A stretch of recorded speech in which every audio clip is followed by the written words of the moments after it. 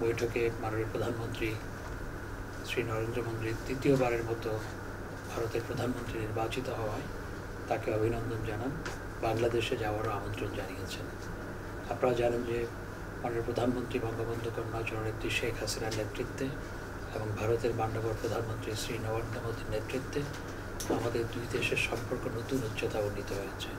মাননীয় প্রধানমন্ত্রী জননেত্রী শেখ হাসিনা তিনি নতুনভাবে নির্বাচিত এবং শপথ গ্রহণের পরপর তার সাথে যে বৈঠক অনুষ্ঠিত হয়েছে সেখানে ভবিষ্যতের দিনগুলোতে আমাদের দুই দেশের সম্পর্ক আরও গভীর হবে বলে আশাবাদ ব্যক্ত করেছেন। দেখুন, আমাদের দুই দেশের বহুমাত্রিক সম্পর্ক এবং দুই দেশের মধ্যে অনেকগুলো বিষয় আছে।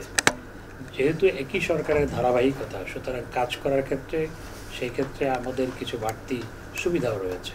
বাংলাদেশেও একই সরকার, ভারতেও একই সরকার, সুতরাং কাজের ধারাবাহিকতার ক্ষেত্রে কিছু সুবিধা রয়েছে এবং দুই দেশের সম্পর্কের মাধ্যমে আমাদের উভয় দেশের মানুষ কিন্তু উপকৃত হচ্ছে, বিশেষ করে কানেক্টিভিটির ক্ষেত্রে এবং অন্যান্য ক্ষেত্রে।